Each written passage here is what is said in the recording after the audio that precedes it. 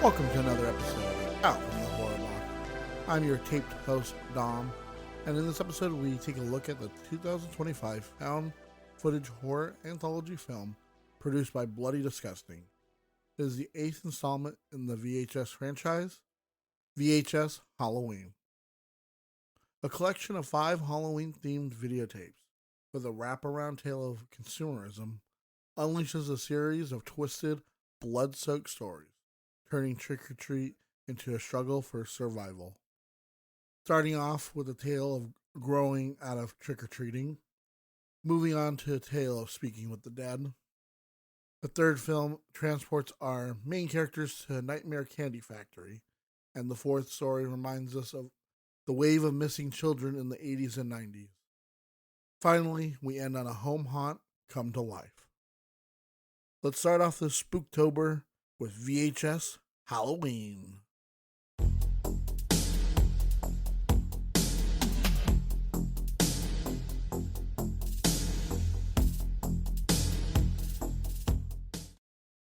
At New York Comic Con in October 2024, a major announcement electrified the horror community. An 8th installment in the long-running found footage anthology franchise, VHS, was officially in active development. The project was revealed to be shepherded by key franchise veterans with Josh Goldblum, Brad Miska, founder of Bloody Disgusting, and James Harris, all attached to return as producers, ensuring a continuation of the series' signature blend of visceral scares and inventive filmmaking. In a significant partnership, the film was announced as a joint venture production between the acclaimed AMC Network streaming service Shudder, under its Shudder Original Films banner, and the genre-centric media outlet Bloody Disgusting, solidifying a powerful alliance dedicated to premium horror content. Further details emerged in July 2025 when Bloody Disgusting officially unveiled the eclectic and impressive roster of directors tasked with contributing segments to the anthology. The lineup was a mix of established genre veterans and exciting new voices, including Brian M. Ferguson, Casper Kelly, Micheline Pitt Norman, R. H. Norman, Alex Ross Perry, Paco Plaza, co-creator of the Rec series, and Anna, and I'm probably going to butcher this, Zlokovic. Simultaneously, the film's official title was revealed as VHS Halloween, clearly signaling a thematic focus on the spooky season and positioning the film as a potential new holiday horror staple for years to come. The marketing campaign ramped up in September 2025 when Collider shared an exclusive behind-the-scenes preview of one of the film's segments titled Home Haunt. The preview detailed a plot centered on a cursed antique that animates the various props and decorations of a homemade Halloween display, turning a festive yard haunt into a genuine nightmare. Accompanying images showcase the segment's unique monster designs, which were specifically inspired by the nostalgic, handcrafted aesthetic of Americana classic home haunt mazes, promising a distant and tactile form of terror. VHS Halloween made its world premiere on September 19th, 2025, at the prestigious genre film festival Fantastic Fest in Austin, Texas, where it debuted for an audience of dedicated horror fans. Following its festival bow, the film was released exclusively on the Shudder streaming platform on October 3rd, 2025. Perfectly timed to dominate the Halloween viewing season. So now let's pop in that tape and check out VHS Halloween. This Halloween, Shudder invites you to experience the 6 spookiest, ookiest stories that will make you laugh until you scream. It's a spooktacular anthology the whole family can enjoy.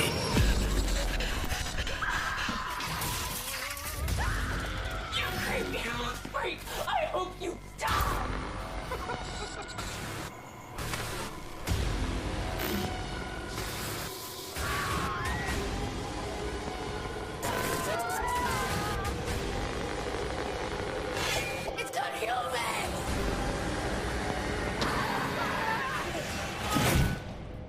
Shivers creeping and crawling down your spine. That's that touch of mine. I won't tell no lie. Trick or treat!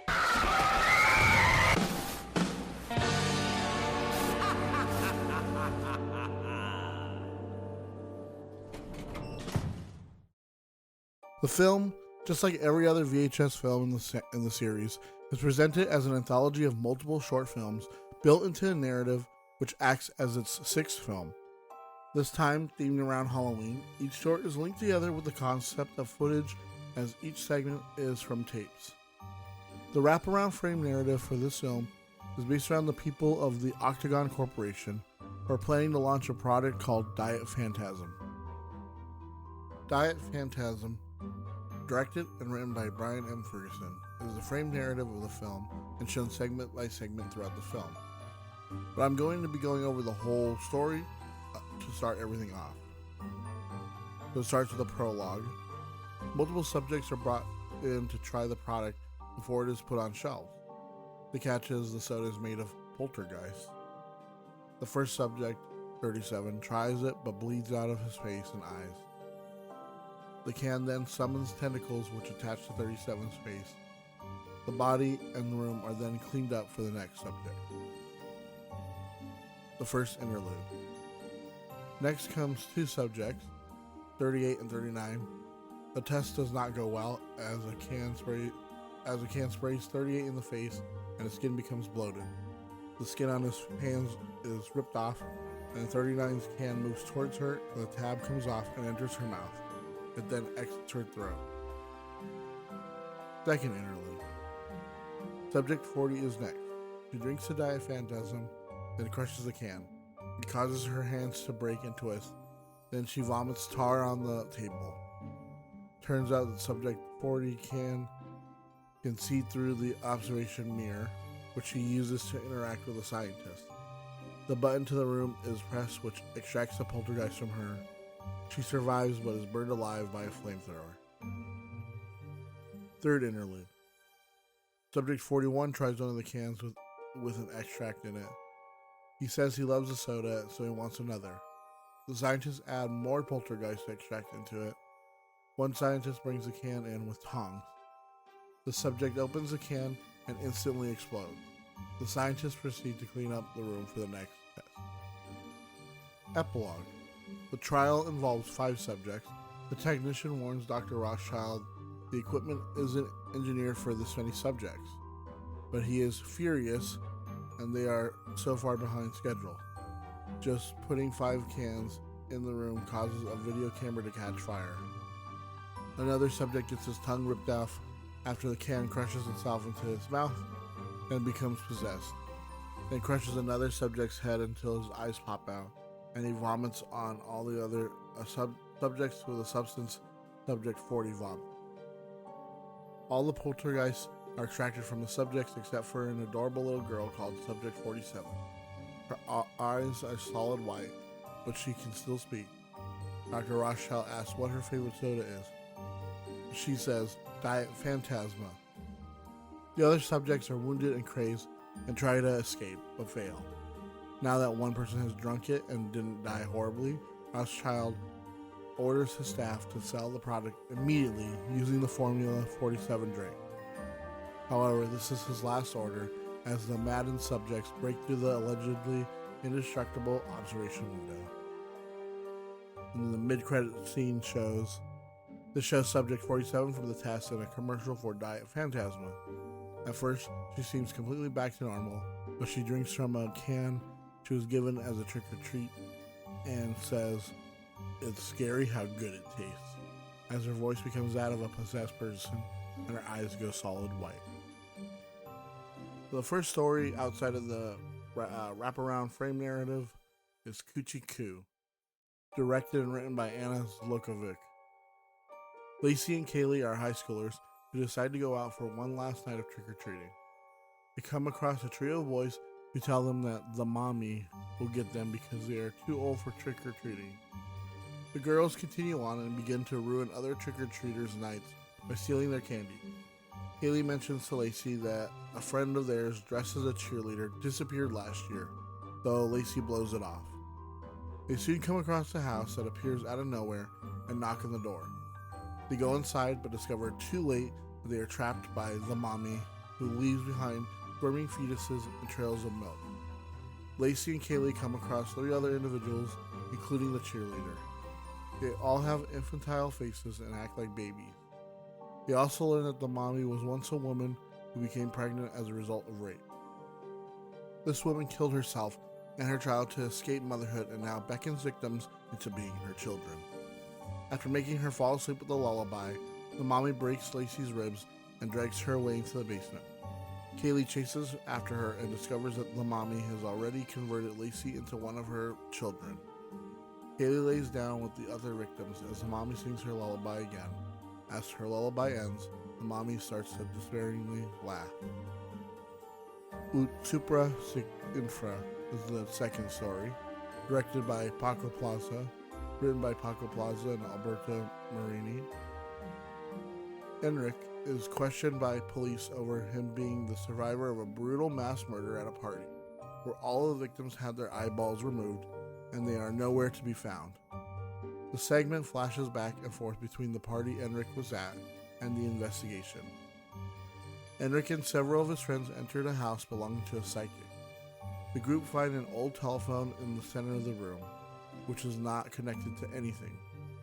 Enric finds writing on the wall reading Ut Supra Sic Infra, as above, so below, and reads it out loud 3 times. The phone begins to ring and Enric picks it up. He begins to convulse as the feed cuts out. The investigators take Enric back to the house. He's reluctant to re-enter the room, but the psychiatrist attending tells him that it is all in his head. They enter the cupola and Enric repeats the phrase. Someone else picks up the phone, but Enric once again convulses and spits out the eyeballs before sending everyone in the room towards the ceiling. He proceeds to pull everyone's eyeballs out of their heads before dropping them back onto the floor. Fun Size, directed and written by Casper Kelly. A group of friends, Haley, Austin, Lauren, and Josh, leave an adult Halloween party disappointed that there is no candy. They decide to go and trick-or-treat to get some. Lauren and Josh are celebrating their engagement, but she confides in Haley that she's having second thought. They come across a bowl of bizarrely named candies with a sign asking them to take one.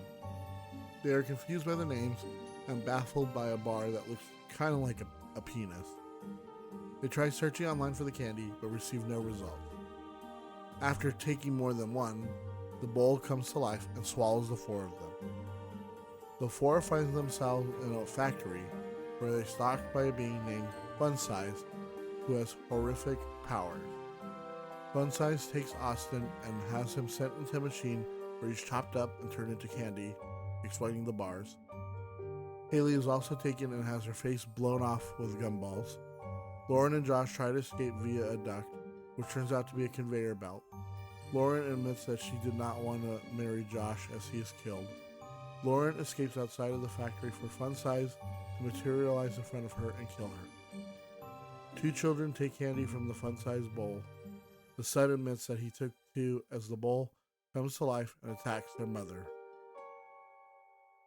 Kid Print, directed and written by Alex Ross Perry. Tim Kaplan runs a video store where he does kid prints, video documentaries that can be used to help search for missing children. Tim is haunted by the reports of children gone missing and showing up dead and wants to protect his 2 daughters and wife. He's informed by a mother that a girl has gone missing. with the officer asking him to go back and get a video for Olivia Hamill. He discovers tapes of several children either being tortured or begging for their lives. He discovers Olivia getting attacked by his employee Bruce Dittman. Several videos reveal that Bruce has been using Tim's videos to locate and coerce several kids and teens for him to torture and kill. He also captured and tortured a boy named Drew Stackhouse by ripping the skin off his face. Tim is beaten up and left by Bruce. Two teen victims escape and find Tim. They assume that he is in league with Bruce and kill him. They attempt to leave for Bruce to capture and kill them too. The news report has everyone believing that Tim was the murderer. Bruce tells reporters that he will take over Kaplan Electronics and continue the videos. And our last short, Home Haunt, directed and written by Micheline Pitt Norman and R.H. Norman. Keith has set up his haunted house with his wife Nancy and son Zach. Zach has grown up to become a teenager who no longer wants to participate in this tradition. Keith convinces Zach to go to the store to pick up some items for the house. Keith sneaks into the back and finds a record called Halloween Horrors, which he steals. Keith opens his haunted house for the neighborhood, playing the record. Awful things begin to happen as the record bursts into flames, causing everyone to panic and flee in terror. The haunt monsters are coming to life, resulting in several people dying along the way. Zach and Nancy manage to survive and escape outside the house, for a witch to fly out and grab Zach's camera. The witch proceeds to massacre at least 2 children who are out trick-or-treating. The entrance to the haunted house, which is shaped like a monster's jaws, comes to life as it breaks free from the building.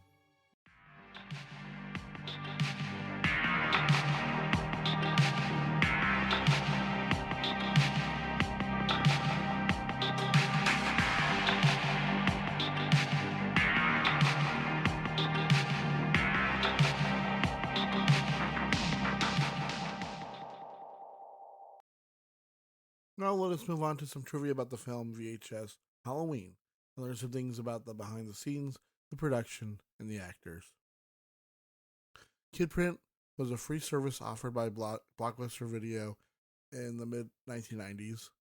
Participating stores had a kiosk that children stood in front, and they showed off their height, and staff would use a VHS camera to record a short video of them speaking basic information about themselves.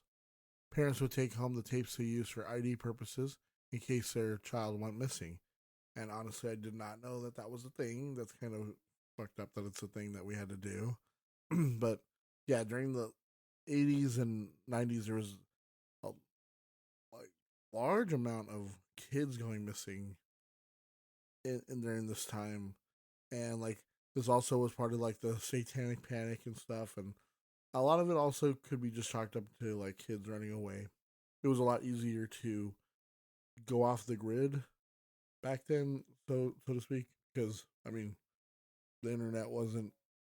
If the internet was around in the 90s, it wasn't as prevalent as it is now. No one, cell phones weren't like they are now. We had no smartphones, so it was really easy to get away and just kind of start a new life for yourself. But a lot of it too was just people just were able to just snatch up kids really easily. There wasn't as much cameras around, surveillance and stuff, so it was kind of easy for you to just pull up behind some kid, take them and leave and just take off with them. It's just really crazy, and it helped to fuel a lot of this stuff that we see, and in you'll see why people were so afraid of dumb things like Dungeons and Dragons and stuff like that, and it just led to a lot of satanic stuff, and not that they were practicing satanic stuff. It's just that what they overreacted, and how hardcore they push for these policies, and we would get it was a whole bunch of stuff, and it was just a crazy time. I wasn't there in the 80s, but during the 90s, I remember it wasn't as bad as I heard from before and seen like documentaries and people talking about it, but it was always a crazy time. In real life, Carl Garrison, the actor playing Bruce in the kid print segment of VHS Halloween, is actually a minister, and I think it's I don't know if that's ironic and funny or if that's like, oh, whoa, that's kind of playing against character, right? I'm not saying all ministers are just like priests and like Catholic priests or anything, and like they do anything bad to little kids. But I mean, is that kind of? I still think I think kind of funny and ironic. But at the same time, it's like, yeah, I mean, if he's a really nice guy and just like a minister, it is playing against this kind of type of like this horrible child predator, and I don't know. I still think it's still kind of funny to get like this guy who is part of a church to do this. A little weird. Also, in the home haunt segment, famed makeup and creature effects artist Rick Baker plays the grumpy old neighbor Rich, which is kind of crazy because he's been like everywhere for a long time. He did the werewolf effects in An American Werewolf in London. He did the werecat in Thriller, which is crazy. I was like, man, I forgot he did that. And then he's just like been all over the place. Like he's been around for a long time. He's been doing this for forever. He has like some uncredited and like some credited in like Star Wars. It like man, I think he also think he no, that might be someone else. But still, like, man, he's been all over the place. It's like, fuck, man, like it's awesome to see him just outside of just doing this, but like to have him there. Obviously, I don't know if he helped on that one exactly on the home haunt. Let's check. I don't think. No, he just was an actor in it, but he was also in Rings. I didn't know that. But he was in. Dang, he did the makeup, the alien effects in Men in Black 3. He did the King Kong, Cursed. Oh shoot, didn't know that. The Nutty Professor, The Frighteners, Batman Forever. Whoa, didn't know that. Gremlins 2, crazy. And man, Captain EO. Shoot, he did a lot with Michael Jackson. I think he did. Was it Ghost? I think that's the one with. Is that Michael Jackson's Ghost? Because they tried to come back with like a big like thing like Thriller, but it just didn't end up working out. But a Wild Wild West, how the Grinch Stole Christmas. Dang, he did that too. Jesus Christ, he's been all over the place, man, and it's awesome that he's. I mean, I don't know if he's still going. As it looks like the last thing he did was Maleficent back in 2014. I think he might have stopped doing it then. But he came back out to act in the segment, which is awesome. He's won a bunch of awards too, and yeah, dang, like I'm glad that they brought him in for this. Like even if it's just like a small little part like this, it's pretty good, pretty fun. I like when they do that when they bring in like older, like actors, effects people, composers, just anyone to play like a little part like that.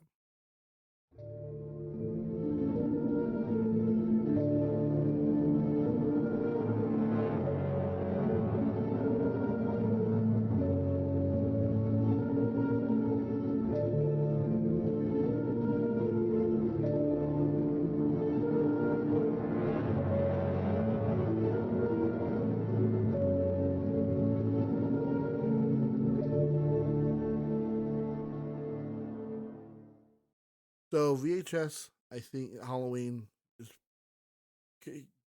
for Halloween, I think it works. I think it works really well for Halloween time. I like the wraparound story. I think it's pretty good with the Diet Phantasma. I wish it would just tie back to being like the VHS again. Like that would have been kind of cool. You know, maybe a bunch of kids like they sneak into a house or something and they watch a bunch of like, oh, we're VHS. What's a VHS? And then that would have been kind of cool. And I think most of the stories were the one like my friend, he was talking to me about it before me seeing it, and because he saw it before prior to me seeing it, and he was just like, it starts off down here low, and as it progresses, it it just inclines, it just goes up from there. It's like, huh, okay, I gotta check this out for myself. And as I'm sitting there watching it, I was like, this one is this the opening one, the Coochie Coo whatever one with the mommy, terrible. I think that's not a great segment. I think it's pretty bad. I think honestly, if you just took that out, I think it would bring this up way more than where I'm gonna put it. Um, the second one I think was pretty good. I think he didn't like it as much as I did, but I thought it wasn't bad. I like the idea of these kids. They're grown ups. They find like this medium's like secret room, and like there's like the phone, and the phone's not connected, and like then like all this weird stuff happens. And then it moves into Fun Size, and I thought Fun Size was hilarious. I really wish they would make like a spin-off for that. Because that character's like an interesting character. Like I'd like to see more of that. Where like the Fun Size guy, Fun Size, and like where's this candy factory? It was very Backrooms ish, and I really liked that a lot. I thought that was a very interesting idea, and I just love to see more of that. So then yeah, like it did it did kind of start inclining, and then we get to Kid Print, and I think honestly that's a really good one too. That's very solid. It's really dark too, like that this like it's just like these like kids, getting murdered, and this guy who's literally taking advantage of his position to kidnap and murder these kids. And then we get into Home Haunt, which is by far and above the best segment out of the whole thing, and they knocked it out of the park with that one. I think it just is a great ending, and it's so Halloween-y, and it ties everything back into a bow so well. Oh god, it's done so well, and I would love that one for that one to be its own like spin off, like more fleshed out, like a longer take on that one too. So honestly, VHS Halloween. I wish, honestly, if they continued with if they did like VHS Halloween 2, I'd like that. I'd like to see like what else they're gonna do, what else they could come up with this, because they did Beyond, which was more sci-fi stuff. Halloween obviously ties back more into Halloween stuff, and I like the Halloween aesthetic. But I think I'm going to put it right there in B. I don't think it does anything worse than what these did. It didn't do anything to. God, maybe I should put it in A. Because, like, minus that first one, I think the 4 plus the wraparound do a good job. I really don't like the first segment in this one.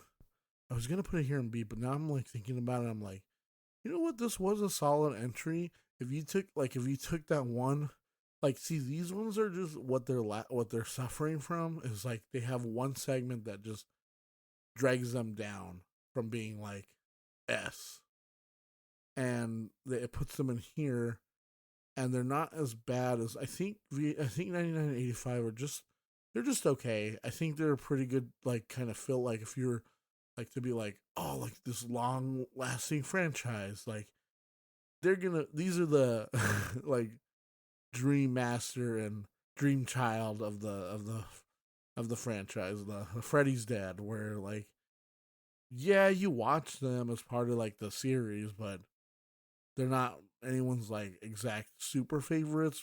Like this one's just like, why? But to get back to this one and my final thoughts, honestly, like VHS 2, amazing. VHS 94, Beyond, and Halloween, they're just A. B's are 99, 85, and there's no C yet. VHS Viral D. I'm sorry, I can't put it in C. There's just like a part of me that's just like, if I put it in C, then I gotta move things.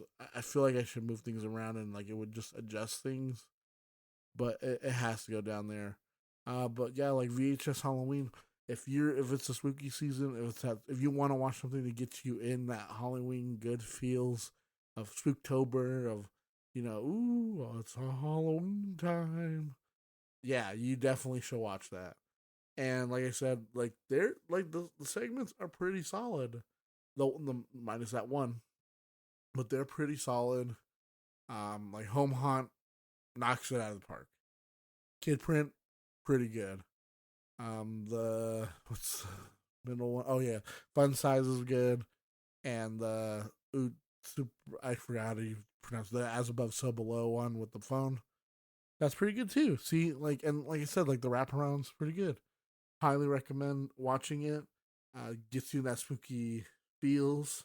Is it like they're all done? Like I love that they're done very well. Like I'm glad that like they got away from like the 90s and 80s like the numbers, because one thing, like I said, for 94 that kind of bogs it down is that last segment that looks too high def for VHS, and the fact that you're getting away from that means you can bring back like these like GoPro high def like shots, but then we can also do things like the Kid Print where it looks more VHS-y with the the static and the tracking and everything. But overall, that they're doing a solid job. I think these are solid films that just sometimes have weak segments, but after eight films, you're gonna have some weak links here and there, and I just want to see what they do. I want to see what they do in the future. I want to see what they do more of. And like where do you go from here, right? Like, can we get it back to this ever? I don't know. Just don't do this. Just don't do viral. Just get back to VHS 2. What did you think of VHS Halloween? Where would you rank it? Which segment was the best? That's right, it was Home Haunt. We want to thank you all for listening, and if you like what you hear, please subscribe to get every new episode downloaded. Do you have any personal or fictional, paranormal, supernatural, or unexplainable stories? We love to read them on the podcast. Please send your stories, recommendations, or anything else to horrorboxpodcast@gmail.com. If you want to show more support, you can follow our socials on Instagram, Threads, TikTok, or check out our YouTube channel, all at Horrorbox Podcast on all sites. Also, you can buy me a coffee at coffee.com/horrorboxpodcast. It really helps out. Until next time, perhaps try and erase your tapes. This is Dom, signing off from the Horrorbox.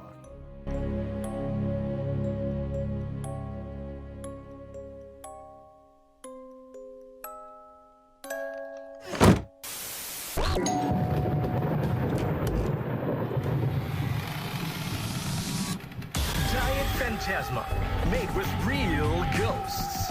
Made 100% with poltergeist extract. It's spooktacular and only 1 calorie. It's scary how good it tastes. Diet Phantasma, available now from the Octagon Company.